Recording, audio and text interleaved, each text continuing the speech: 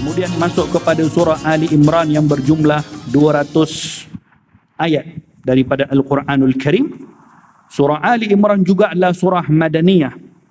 Disebutkan nama Ali Imran, maksudnya ialah keluarga Imran. Dalam satu ayatul Quran Allah berfirman, Inna Allah astafa Adama wa Nuhan wa ala Ibrahim wa ala Imrana dhurriyatan ala alamin. Betul ayatnya kan? Betul ayatnya? Inna Allah astafa Adam, sesungguhnya Allah Subhanahu wa taala memuliakan Nabi Adam, Nabi Nuh, Nabi Ibrahim, keluarga Imran, keluarga Ibrahim dan keluarga Imran. Bismillahirrahmanirrahim. Assalamualaikum warahmatullahi taala wabarakatuh. Linnabil karim wa ala alihi wa ashabihi al-kiram. Al-Fatihah. أعوذ بالله من الشيطان الرجيم بسم الله الرحمن الرحيم الحمد لله رب العالمين الرحمن الرحيم مالك يوم الدين إياك نعبد وإياك نستعين اهدنا الصراط المستقيم صراط الذين أنعمت عليهم غير المغضوب عليهم ولا الضالين آمين الحمد لله رب العالمين والصلاة والسلام على أشرف الأنبياء والمرسلين سيدنا محمد وعلى آله وصحبه أجمعين رب اشرح لي صدري ويسر لي أمري واحلل عقدة من لساني يفقه قولي أما بعد نوينا تعلم والتعليم والتذكر والتذكير والنفع والانتفاع والإفادة والاستفادة والحث على التمسك بكتاب الله وسنة نبيه صلى الله عليه وسلم والدعاء إلى الهدى وابتغاء مرضات الله وقربه سبحانه وتعالى آمين اللهم آمين. Tuan-tuan para hadirin hadirat yang dirahmati oleh Allah, para jemaah yang saya muliakan, kita akan sambung hari ini tafsir surah Ali Imran. Pada pertemuan yang terakhir kita telah pun membicarakan ayat yang terakhir daripada surah Al-Baqarah. Maka dengan itu kita telah pun mengkhatamkan surah Al-Baqarah, penjelasannya, tafsirnya, yang mengandungi, yang merupakan surah yang terpanjang di dalam Al-Quranul Karim. Lebih kurang 280 lebih ayat yang ada dalam suratul Baqarah, mengambil 3 juzuk daripada Al-Quran. Dan Alhamdulillah kita dapat khatamkan dengan tempoh masa lebih daripada 6 tahun. Saya kuliah di sini, mula mengajar di sini, tafsir surah Al-Baqarah, dapat khatam 6 tahun. Tak tahu nak khatam juzuk ke-30 hidup lagi atau tak tahu. Tapi mudah-mudahan apa yang kita kongsikan ini diberkati oleh Allah Ta'ala, akan menjadi salah satu daripada amal baik kita di sisinya insya-Allah. Suratul Baqarah secara kesimpulannya yang telah pun kita bincang panjang lebar, merupakan surah yang mengandungi banyak permasalahan-permasalahan hukum hakam. Seperti mana di antaranya adalah paling utama di dalam suratul Baqarah adalah pengajaran kepada kita tentang satu kaum yang diutuskan kepada mereka seorang Nabi, bahkan diutuskan kepada mereka ramai para anbiya Allah Ta'ala, iaitu Bani Israel. Diketuai oleh Nabi Musa alaihi salam. Dan bagaimana telah pun kita pelajari daripada suratul Baqarah sikap Bani Israel ataupun Ahlul Kitab yang banyak menyusahkan para Nabi-Nabi Allah, yang merupakan mereka yang menguji para anbiya Allah Ta'ala. Banyaknya kisah Bani Israel di dalam suratul Baqarah khususnya adalah menggambarkan betapa kita ini diberikan peringatan oleh Allah Ta'ala tentang kemuliaan umat Nabi Muhammad SAW, supaya kita ini tidak menjadi seperti Bani Israel. Supaya kita ini tidak bersikap seperti sikapnya Bani Israel yang terlalu banyak penentangan mereka terhadap Allah dan juga para Nabi yang disebutkan di dalam Al-Quran. Banyaknya kisah Bani Israel dalam Quran bukan menunjukkan kemuliaan mereka, tetapi menunjukkan betapa banyak pengajaran yang boleh kita ambil daripada sikap mereka ketika mana diutuskan seorang demi seorang para nabi, para rasul kepada mereka, mengajak mereka untuk kembali kepada Allah Ta'ala. Betapa banyak penentangan yang mereka lakukan, betapa banyak sikap sombong yang mereka tunjukkan kepada para nabi, para anbiya Allah Ta'ala. Semuanya adalah pengajaran kepada kita. Sebab tu, tuan-tuan puan-puan rahimakumullah, 30 juzuk Al-Quran yang mengandungi 114 surah, lebih 6,000 ayat, 1/3, bukan 1/3, lebih daripada separuh kandungan Al-Quran adalah menceritakan tentang kisah-kisah umat-umat yang terdahulu. Kenapa begitu banyak kisah-kisah umat-umat yang terdahulu, kisah para anbiya yang terdahulu dalam Quran? Al-Imam Al-Ghazali dalam kitabnya Al-Mustasfa ada sebut, sebenarnya dalam Quran tak banyak pun menceritakan tentang hukum hakam. Sedikit sahaja ayat-ayat yang menceritakan tentang hukum halal, haram dan sebagainya. Lebih kurang 20 hingga 30% sahaja daripada Quran menceritakan tentang hukum hakam. Yang paling banyak isi kandungan Al-Quran adalah menceritakan tentang qasasul anbiya wal umamus sabiqah, kisah-kisah para nabi dan umat-umat yang terdahulu. Dan ini mengambil bahagian yang paling banyak daripada Al-Quran, yang mana Quran ini yang Allah Ta'ala turunkan sebagai panduan kepada kita, sebahagian besar daripada isi kandungannya adalah menceritakan tentang umat-umat para nabi-nabi yang terdahulu. Apa hikmahnya? Supaya daripada setiap kisah-kisah yang ada dalam Quran tentang umat-umat para nabi yang terdahulu, menjadi pengajaran kepada mereka, kepada kita, apa yang berlaku pada mereka daripada kalangan orang-orang saleh ada juga dalam Quran.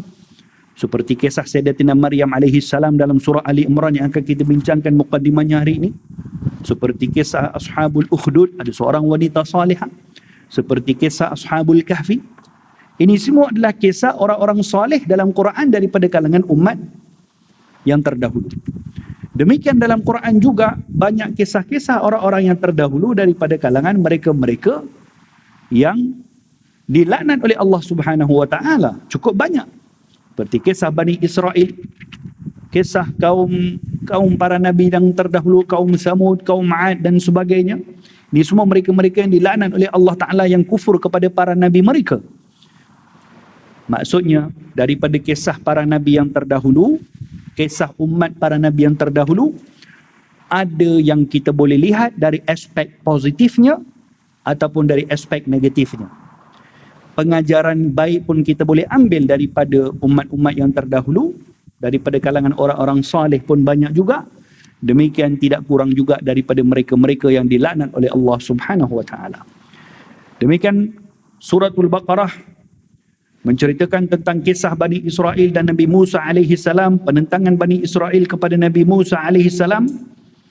Begitu juga dalam suratul Baqarah yang telah pun kita bincang panjang lebar, menceritakan tentang beberapa hukum hakam, pensyariatan hukum hakam seperti syariat solat, syariat zakat, syariat puasa, syariat haji, qisas, halal dan haram, beberapa hukum hakam berkaitan tentang jual beli, beberapa hukum hakam berkaitan tentang hukum munakahat dan sebagainya, sudah di-cover dalam suratul Baqarah yang berjumlah 286 ayat. Berakhir suratul Baqarah ini tuan-tuan rahimakumullah dengan satu doa. Fansurna 'alal qaumil kafirin. Kalau kita lihat suratul Baqarah ini berakhir dengan doa. Fansurna 'alal qaumil kafirin, iaitu ayat yang biasa kita baca, amanar rasul. Menggambarkan kepada kita betapa kita perlu mengharap kepada Allah Subhanahu wa taala, tidak berputus asa, berdoa kepada Allah supaya kita diselamatkan daripada mereka-mereka musuh-musuh Allah Subhanahu wa taala. Dalam suratul Baqarah, siapakah musuh-musuh yang disebutkan fansurna 'alal qaumil kafirin? Tu kafirin itu siapa? Tidak lain tidak bukan adalah al-Yahud wan Nasara. Tidak lain tidak bukan juga adalah al-kuffar, orang-orang yang sentiasa tidak ada tujuan kepada mereka di atas dunia ini mereka hidup, tidak ada tujuan kepada mereka kecuali untuk apa? Untuk menghancurkan umat Nabi Muhammad sallallahu alaihi wasallam. Itu tujuan mereka. daripada bangun tidur sampai tidur lagi besok malam. Kalaupun mereka diberikan umur 1000 tahun pun hidup atas muka bumi ini, 1000 tahun mereka akan guna untuk menghancurkan umat Nabi Muhammad sallallahu alaihi wasallam. Sebab itu rahasia suratul Baqarah yang menceritakan tentang kaum Yahudi, kaum Nasrani, orang-orang kufar pada awal-awal suratul Baqarah kan? Kalau kita baca ayat yang ke-6 daripada suratul Baqarah. Innal ladzina kafaru sawa'un 'alaihim a anzartahum am lam tunzirhum. Innal ladzina kafaru. Awal-awal suratul Baqarah Allah sudah menggambarkan kepada kita tentang orang-orang kafir. Akhir suratul Baqarah, fansurna 'alal qaumil kafirin. Ya Allah, bantulah kami daripada kezaliman atau apa-apa perkara yang tidak baik yang datang daripada orang-orang kafir. Maksudnya di sini nak bagi tahu tuan-tuan rahimakumullah, seorang Muslim hidup di atas muka bumi ini bukan mudah. Maksud bukan mudah di sini, banyak tentangan yang akan datang kepada kita. Kerana dunia ini bukan tempat istirahat, bukan tempat untuk kita berenak-enak, bukan tempat untuk hidup dengan penuh keseronokan, bukan tempat abadi buat orang Islam, orang beriman, tidak. Tapi dunia ini bagi mereka orang-orang kafir adalah segala-galanya. Apa yang ada atas muka bumi, itulah segala-galanya bagi mereka. Kerana bagi mereka tidak ada hari akhirat. Bagi mereka tidak ada hari kebangkitan. Bagi mereka tidak ada pahala atau dosa. Bagi mereka tidak ada perlunya untuk mereka fikir apa bekalan yang mereka nak bawa pada hari mereka bertemu dengan Allah Subhanahu wa taala. Pada mereka tidak ada bahaya tentang azab-azab api neraka Allah. Pada mereka tidak ada istilah nikmat syurga. Ada semuanya bagi mereka. Yang ada bagi mereka ad-dunya, ad-dunya, ad-dunya wa ma fiha. Dan apa yang ada dalam dunia ini. Sebab tu kita tidak boleh mengikuti jejak langkah orang-orang yang tidak beriman kepada Allah seperti mana mereka hidup di atas dunia ini, seolah-olah mereka ini kalaupun diberikan peluang untuk kekal abadi di atas dunia pun mereka mahu kekal. Kalau diberi peluang. Tetapi hakikatnya orang beriman tidak begitu. Kerana dunia ini sementara kepada kita, maka kita hidup di atas dunia ini, kita yang beriman dunia ini sementara. Di sebelah kanan, di sebelah kiri, depan belakang kita, kita berhadapan dengan orang yang beriman dunia ini segala-galanya untuk mereka. Lalu apakah mungkin hidupnya kita atas muka bumi ini, kita akan samakan dengan hidup orang yang merasakan dunia ini segala-galanya untuk mereka? Tak patut. Yakni bukan tak boleh. Tak patut untuk orang beriman berfikiran seperti itu, seperti mana orang yang hidup atas muka bumi ini, seolah-olah bagi mereka segala-galanya adalah dunia. Kalau mereka tidak mampu untuk berkorban apa yang mereka miliki di atas dunia ini, mereka tidak mampu kehilangan apa yang mereka ingin capai di atas muka bumi ini, dan mereka ingin menyimpan segala-galanya tak kira daripada sumber apapun, yang penting kehidupan mereka di atas dunia ini cukup bahagia dan akan mereka dapat segala-gala bentuk kenikmatan yang mereka nampak depan mata mereka. Ini falsafah orang tak beriman kepada Allah. Falsafah orang yang kufur kepada Allah. Falsafah hidup orang yang tak ada hari akhirat. Orang yang tidak ada syurga wala neraka kepada mereka. Tapi adakah patut orang beriman punya sikap seolah-olah dia tak nak mati? Adakah patut orang beriman, orang Islam hidup di atas muka bumi ini seolah-olah mereka ini tidak ada syurga dan neraka? Orang beriman hidup di atas muka bumi ini seolah-olah mereka ini mahu kekal sampai bila-bila di atas dunia? Tak boleh. Kerana ini bertentangan dengan lumrah orang beriman. Oleh demikian, hidupnya kita di atas muka bumi ini memang pun sentiasa akan dikerumun, akan berhadapan dengan macam-macam tentangan, macam-macam ujian yang datang daripada mereka-mereka yang tidak ada niat kepada mereka kecuali untuk melihat umat Nabi Muhammad SAW ini binasa sebinasa-binasanya. Oleh demikian, Allah Subhanahu wa taala berfirman di dalam suratul Baqarah dengan ayat yang terakhirnya, fansurna 'alal qaumil kafirin. Ya Allah, bantulah kami, menangkanlah kami 'alal qaumil kafirin, mengatasi semua perancangan-perancangan orang-orang kafir. Maka kalau bukan kita minta bantuan kepada Allah, kepada siapa lagi yang ingin kita minta? Ini pengajaran yang boleh kita ambil daripada suratul Baqarah. Demikian juga di dalam suratul Baqarah menceritakan tentang kejadian manusia yang pertama, mengingatkan kepada kita tentang sejarah datangnya manusia di atas muka bumi ini dengan disebutkan tentang kisah Nabi Adam alaihi salam. Bagaimana Allah jadikan Nabi Adam, bagaimana Nabi Adam hidup di dalam syurga, dijadikan Nabi Adam di dalam syurga, Allah ciptakan Nabi Adam, kemudian diturunkan di atas muka bumi, diberikan satu mandat yang istimewa kepada Nabi Adam, khalifah fil ard. Makanya kejadian Nabi Adam merupakan satu kejadian yang dimuliakan oleh Allah seperti yang kita pelajari dalam suratul Baqarah. Kemudian Nabi Adam diturunkan ke muka bumi ini dengan satu tanggungjawab yang sangat agung, khalifah fil ard. Juga menunjukkan kepada kita bahawa aturan Allah Ta'ala turunnya Nabi Adam ke muka bumi ini bukan satu penghinaan. Bukan sebagai satu balasan kepada satu kesalahan yang dibuat oleh Nabi Adam kerana seolah-olah memakan daripada satu yang dilarang oleh Allah, lalu Allah hukum turun atas muka bumi ini. Tidak. Itu cara perbahasan yang tidak betul. Kalau ada yang memberikan gambaran Nabi Adam diturunkan oleh Allah ke muka bumi ini sebagai satu hukuman kepada Nabi Adam, sebagai satu balasan kepada Nabi Adam, maka itu tidak betul. Kena ulang balik macam mana kita syarahkan ketika sebut ayat inni ja'ilun fil ardi khalifah dulu. Cuba tengok. Kalaulah turunnya Nabi Adam ke muka bumi ini sebagai satu hukuman, mana mungkin Allah Ta'ala gunakan istilah inni ja'ilun fil ardi khalifah. Aku nak jadikan di atas muka bumi ini khalifah aku. Bukankah ini satu pangkat yang sangat istimewa? Ya, satu pangkat yang sangat mulia. Mana mungkin satu pangkat yang sangat mulia ini diberikan kepada orang yang bermaksiat kepada Allah? Tak mungkin. Jadi Nabi Adam AS diturunkan oleh Allah Subhanahu Wa Taala, bahkan rencana Allah Ta'ala untuk Nabi Adam diturunkan di atas muka bumi ini, inni ja'ilun fil ardi khalifah, itu interaksi Allah kepada para malaikat sebelum Allah ciptakan Nabi Adam lagi. Maksudnya, sebelum Nabi Adam diciptakan oleh Allah, Allah sudah beritahu kepada malaikat, inni ja'ilun fil ardi khalifah.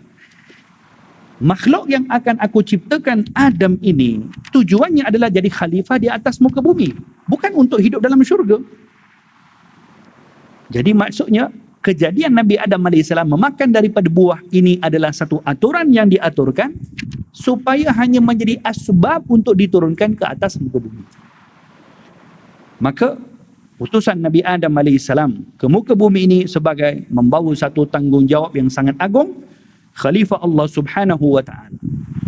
Dan Nabi Adam diturunkan ke muka bumi ini sebagai satu pangkat yang diistimewakan oleh Allah. Pada masa yang sama Allah Ta'ala turunkan juga musuh kepada Nabi Adam juga sama-sama diturunkan, iaitu Iblis. Sama-sama turun. Menunjukkan kepada kita bagaimana abuna, datuk kita Nabi Adam AS diturunkan ke muka bumi ini dengan diturunkan juga Iblis. Maksudnya sebagai, kita panggil macam apa nama, dalam perjalanan Nabi Adam AS untuk jadi khalifah di atas muka bumi ini, halangannya adalah Iblis.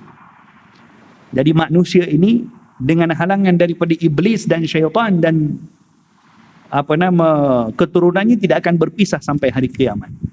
Kerana ini sumpahnya Iblis, la ughwiyannahum ajma'in illa ibadaka minhumul mukhlasin. Ini Iblis janji kepada Allah Ta'ala ketika dihalau daripada syurga, ya Allah, aku berjanji la ughwiyannahum ajma'in, semua anak-anak Adam ini aku akan pasti akan disesatkan, kecuali hamba-hamba engkau yang betul-betul ikhlas kepada engkau. Jadi ini antara konten yang ada dalam suratul Baqarah, menunjukkan tentang kisah penciptaan Nabi Adam AS dan musuh yang ada ketika Nabi Adam diciptakan, iaitu Iblis. Ini musuh yang batin, yang tak nampak depan mata. Musuh yang tak nampak depan mata. Demikian dalam surah Ali Imran pula, Seperti mana dalam suratul Baqarah cerita tentang kisah penciptaan Nabi Adam, demikian dalam surah Ali Imran menceritakan tentang kisah penciptaan Nabi Isa ibni Maryam. Munasabahnya apa kaitan? Kedua-dua penciptaan adalah penciptaan yang melambangkan kepada kekuasaan Allah Ta'ala. Nabi Adam diciptakan tanpa bapa dan tanpa ibu. Nabi Isa diciptakan oleh Allah Subhanahu wa Ta'ala tanpa bapa. Seperti mana dalam kisah penciptaan Nabi Adam alaihi salam menunjukkan kebesaran Allah Subhanahu wa Ta'ala, demikian juga dalam kisah penciptaan Nabi Isa alaihi salam juga melambangkan kebesaran Allah. Seperti mana dalam kisah penciptaan Nabi Adam alaihi salam dalam suratul Baqarah menunjukkan tentang musuh yang sama-sama ada bersama Nabi Adam waktu itu, iaitu Iblis, yang menjadi pengajaran kepada seluruh anak-anak Adam.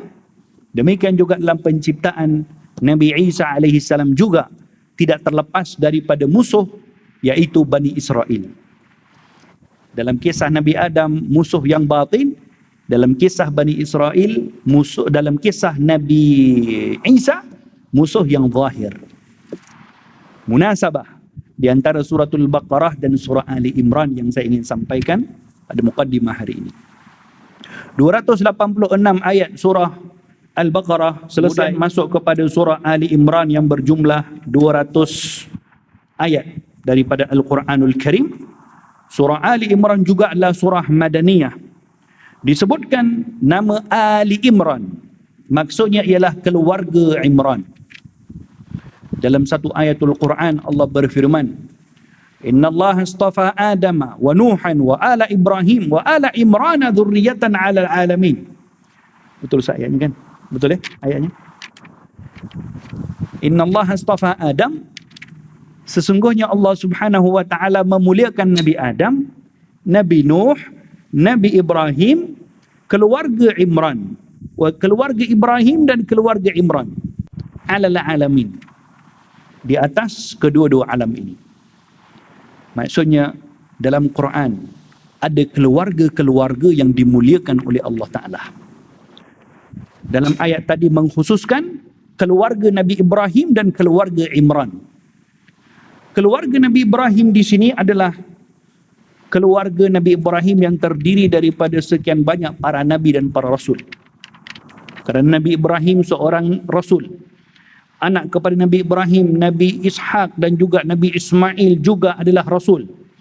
Anak kepada Nabi Ishak, Nabi Yaqub juga adalah rasul. Anak kepada Nabi Yaqub, Nabi Yusuf juga adalah rasul. Sebab itu Nabi Ibrahim digelari dengan Syekhul Anbiya, kerana ramainya para nabi yang datang daripada keluarga Nabi Ibrahim AS. Demikian daripada keturunan Nabi Ismail pula datangnya Sayyiduna Rasulullah SAW. Maka keluarga Nabi Ibrahim ini diistimewakan oleh Allah Ta'ala, sehingga disebut Inna Allah astafa, sesungguhnya Allah Subhanahu wa Ta'ala mengistimewakan keluarga Nabi Ibrahim. Dan wa ala Imran, dan keluarga Imran. Siapa dia keluarga Imran ini, tuan-tuan? Sehingga satu surah berjumlah 200 ayat dinamakan dengan sempena Ali Imran, keluarga Imran,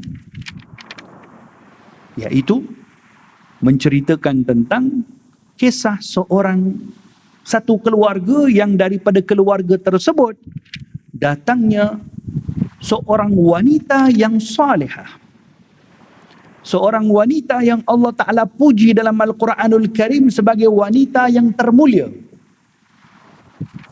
seorang wanita yang diberikan beberapa bentuk keistimewaan dan tempat darjat yang tinggi oleh Allah Subhanahu wa Ta'ala, iaitu Sayyidatina Maryam alaihissalam.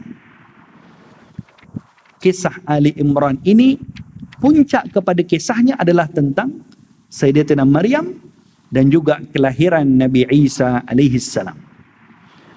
Kerana Imran, Sayyidina Imran adalah ayah kepada Sayyidatina Maryam.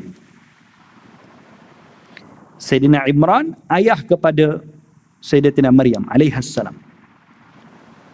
dalam Ali Imran, keluarga Ali Imran ini juga ada banyak kisah-kisah Nabi dan kisah-kisah orang-orang soleh. Seperti mana Ali Ibrahim, keluarga Nabi Ibrahim, ada banyak kisah para anbiya. Dalam keluarga Imran juga ada kisah para Nabi dan kisah orang-orang soleh. Iaitu kisah dalam surah Ali Imran menceritakan tentang bagaimana kisah Nabi Sayyidina Imran yang merupakan seorang daripada kalangan orang soleh yang hidup dalam keadaan bertakwa kepada Allah Subhanahu wa taala dengan keluarga yang sangat menjaga perintah Allah Ta'ala, maka pasangan suami isteri itu mendapat cahaya mata seorang anak perempuan yang salihah, iaitu Sayyidatina Maryam alaihassalam. Ayah kepada Sayyidatina Maryam, ketika mana ibu kepada Sayyidatina Maryam ketika mengandungkannya sudah bernazar kepada Allah, inni nazartu ma fi batni muharraran fataqabbal minni. Maka surah Ali Imran ini sebetulnya adalah satu surah yang menjadi contoh kepada kita untuk membentuk institusi keluarga kita seperti keluarga-keluarga ini. Ini role model kita. Ini tokoh-tokoh keluarga-keluarga bahagia dunia akhirat. Ini tokoh-tokoh ibu misali, ayah misali, anak misali, pakcik misali. Semuanya ada dalam ini. Sebuah surah yang menceritakan tentang satu keluarga yang dimuliakan oleh Allah daripada atas sampai bawah. Ali Imran, keluarga Imran. Dalam surah Ali Imran ini mengajarkan kepada kita bagaimana satu pasangan suami isteri ketika diberikan kurniaan oleh Allah Subhanahu wa taala dengan kurniaan zuriat, apa yang mereka patut berniat dan apa yang patut mereka lakukan. Dan bagaimana mereka patut bersyukur kepada Allah Ta'ala dengan kurniaan zuriat tadi. Dan apa yang mereka perlu merancanakan dengan zuriat yang Allah Ta'ala berikan. Maka pelajarilah daripada ibu kepada Sayyidatina Maryam yang dikisahkan dalam Al-Quran. Ketika mengandungkan Sayyidatina Maryam, ibunya berdoa kepada Allah, bernazar kepada Allah, inni nazartu laka ma fi batni muharraran fataqabbal minni. Ya Allah, aku bernazar kepada engkau dengan apa yang aku kandungkan ini supaya menjadi orang yang akan berkhidmat kepada agama engkau. Demikian. Kita orang zaman sekarang baru mengandung dah planning dah. Anaknya nak jadi sekian, nak jadi sekian. Nanti dulu jadikan dulu niatnya orang yang saleh dulu. Orang bertakwa dulu kepada Allah Ta'ala. Itu niat yang patut ada kepada seorang pasangan suami isteri bila diberikan zuriat oleh Allah Subhanahu Wa Ta'ala. Demikian surah Ali Imran menjadi satu surah yang boleh diambil pengajaran kepada golongan wanita untuk melihat bagaimana hidupnya seorang wanita salihah seperti Sayyidatina Maryam alaihissalam, dan menjadikannya sebagai inspirasi bahawa kedudukan wanita ini adalah satu kedudukan yang sangat-sangat dimuliakan oleh Allah Ta'ala. Allah pernah memuji Sayyidatina Maryam alaihissalam dalam Al-Quran dengan satu pujian yang tidak pernah pun Allah memuji mana-mana para lelaki lain dalam Al-Quran seperti dipuji Sayyidatina Maryam. Pujian kepada Sayyidatina Maryam dalam Quran tidak ada seperti pujian tersebut kepada mana-mana para lelaki lain dalam Quran. Bahkan satu-satu nama wanita dalam Quran Maryam alaihissalam. Maryam ibnati Imran adalah satu-satu nama perempuan dalam Quranul Karim. Tak ada nama perempuan lain dalam Quran. Dan kemuliaan yang Allah Ta'ala berikan kepada Sayyidatina Maryam sehingga ada satu surah namanya surah Maryam. Demikian tuan-tuan puan-puan rahimakumullah, pengajaran-pengajaran yang terkandung di dalam surah Ali Imran menunjukkan kepada kita betapa surah ini pengajarannya adalah luar biasa yang patut untuk kita pelajari. Al-Baqarah dan Ali Imran ini para ahli tafsir menyebutkan sebagai Az-Zahrawain, seperti yang disebutkan di dalam hadis oleh baginda Rasulullah sallallahu alaihi wasallam. suratul Baqarah dan surah Ali Imran disebut sebagai Az-Zahrawaini, dua surah yang cemerlang. Zahrawain maksudnya dua surah yang cemerlang, dua surah yang mempunyai pengajaran dan isi kandungan yang sangat luar biasa. Disebutkan kerana kedua-dua surah ini menyingkapkan hal-hal yang menurut apa yang disampaikan dalam Quran yang disembunyikan oleh Ahlul Kitab. Isi kandungan dalam suratul Baqarah dan isi kandungan dalam surah Ali Imran adalah isi kandungan yang dipanggil sebagai golden knowledge. Ilmu-ilmu yang sangat berharga. Kerana apa? Kerana ilmu-ilmu yang Allah Ta'ala sampaikan melalui suratul Baqarah dan surah Ali Imran adalah ilmu yang Bani Israel sudah tahu dulu tapi mereka tak nak beritahu kepada umat Nabi Muhammad sallallahu alaihi wasallam. Sebab tu dipanggil Az-Zahrawaini, dua surah yang sangat agung yang mengajarkan ilmu-ilmu yang Bani Israel mengharap supaya ilmu ini tidak ada orang lain tahu kecuali mereka.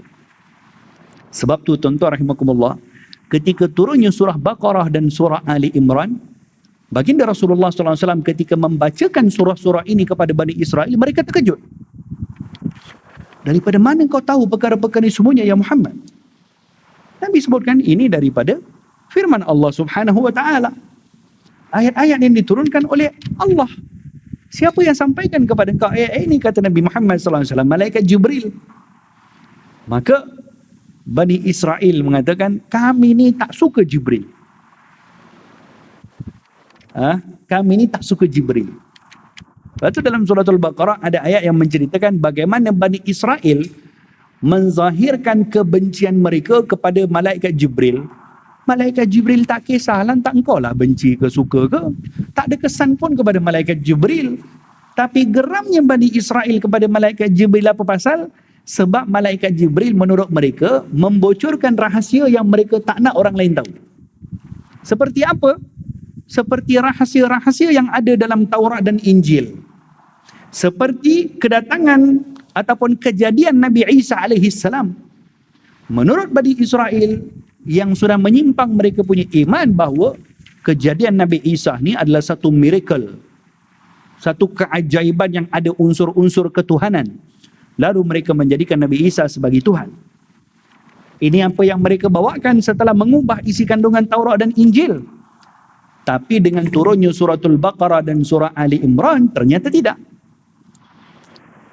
Lalu mereka merasakan surat Jibril yang alaihissalam yang menurunkan suratul Baqarah dan surah Ali Imran ini adalah musuh ketat kepada Bani Israel. Tak suka mereka kepada malaikat Jibril alaihissalam.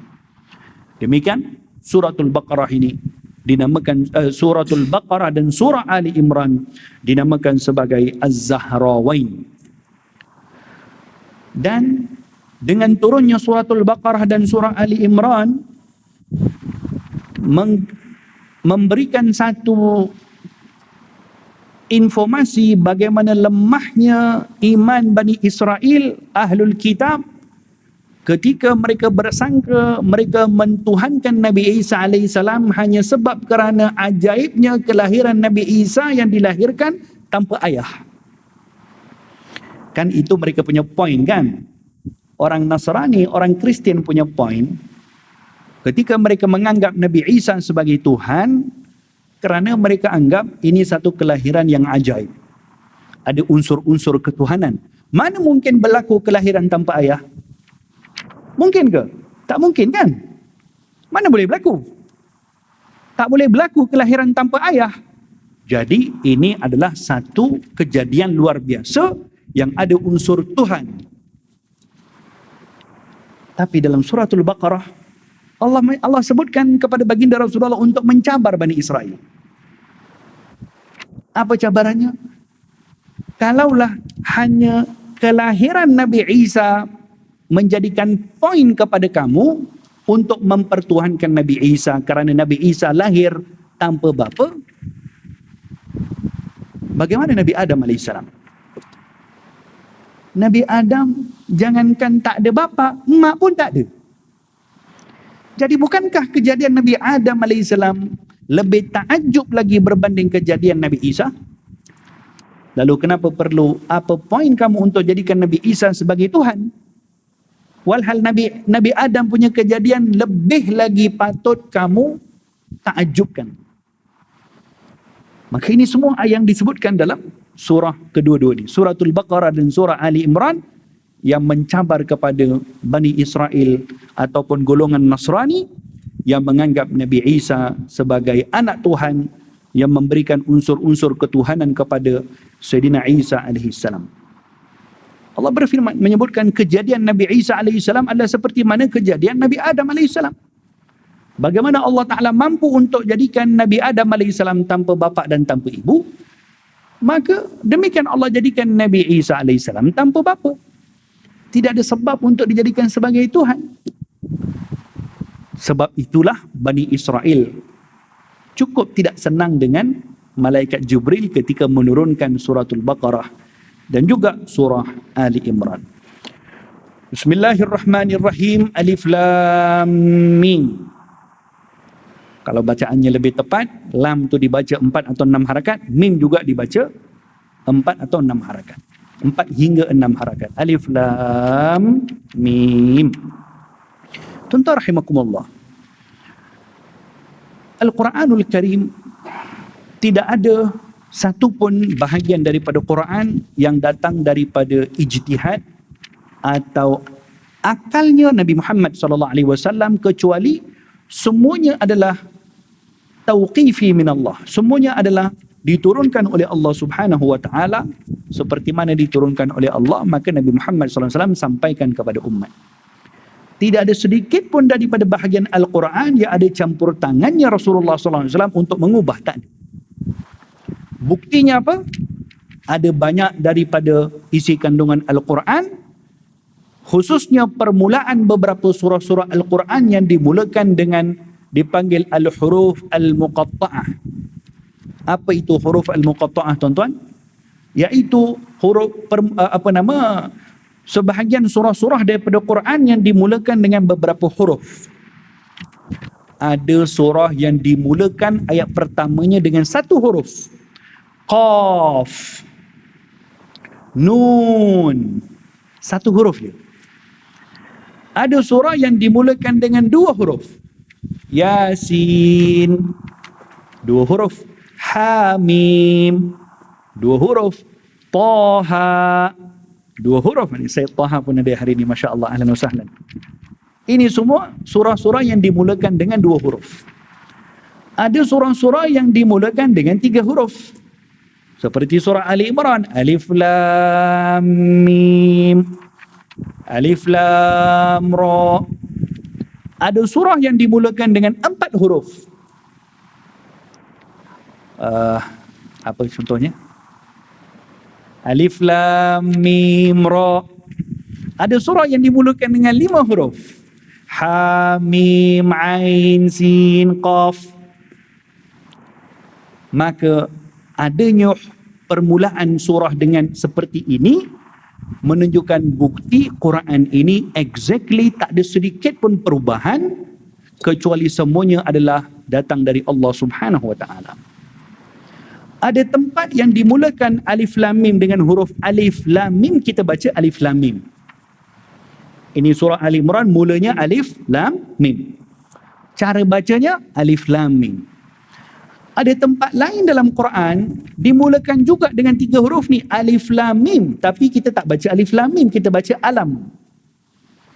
Alam tara kaifa fa'ala rabbuka bi ashabil fil. Itu mulanya Alif Lam Mim juga, tapi tak baca Alif Lam Mim. Mulanya huruf Alif, huruf Lam, huruf Mim, tapi bacaannya Alam. Di sini tak baca Alam, di sini bacaannya Alif Lam Mim. Kenapa macam tu? Menunjukkan Quran ini dari Allah.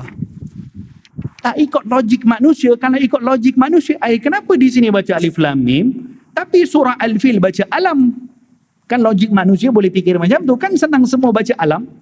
Tapi tidak. Quran ini tauqifi, yakni semua isi kandungannya datang dari Allah Subhanahu wa taala, tidak ada campur tangan manusia yakni tidak ada campur tangannya baginda Rasulullah sallallahu alaihi wasallam, kecuali baginda hanya menyampaikan Al-Quran yang diturunkan oleh Allah Subhanahu wa taala, dan menunjukkan betapa agungnya ilmu Allah Subhanahu wa taala, di mana banyak daripada isi kandungan Al-Quran yang berupa ayat-ayat seperti ini yang tidak mampu dicabar oleh orang-orang kafir Quraisy.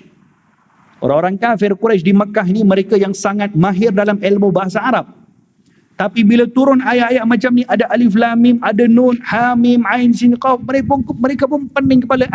Apa maksud ni? Menjadi cabaran pula kepada mereka. Ini bahagian daripada mukjizat Al-Quranul Karim. Demikian tuan-tuan rahimakumullah, bermulanya surah Ali Imran dengan satu cabaran kepada Bani Israel dan juga satu cabaran kepada orang-orang kafir Quraisy dengan ilmu yang mereka miliki, kerana mereka tidak mampu untuk memberikan penafsiran apa maksud alif lam mim, walhal mereka adalah golongan yang sentiasa berbangga dengan, sentiasa sombong dengan ilmu yang ada kepada mereka, penguasaan ilmu bahasa Arabnya, tetapi mereka tidak boleh, tak mampu untuk menandingi mukjizat yang diturunkan kepada junjungan baginda Rasulullah sallallahu alaihi wasallam. Demikian di dalam surah Ali Imran yang akan kita bicarakan selepas ini pada pertemuan-pertemuan akan datang, mengajarkan tentang banyak hukum hakam muamalah seperti riba, dan kisah-kisah seperti kisah Ali Imran, kisah perang Badar, kisah perang Uhud, dan yang lain-lainnya insya-Allah kita akan lihat dari satu hari ke satu hari dalam perbincangan kita pada pertemuan-pertemuan akan datang insya-Allah. Hadza wabillahi taufik. Allahumma inna na'udzubika min ilmin la yanfa' wa na'udzubika min qalbin la yakhsha wa na'udzubika min du'ain la yustajab wa na'udzubika min 'amalin la yuqbal bi rahmatika ya arhamar rahimin. Rabbana atina fid dunya hasanah wa fil akhirati hasanah wa qina adzaban nar. Wa sallallahu ta'ala wa sallam ala khairil sayyidina Muhammad wa alihi wasallam. Walhamdulillah rabbil alamin. Wassalamu alaikum warahmatullahi wabarakatuh. Sehingga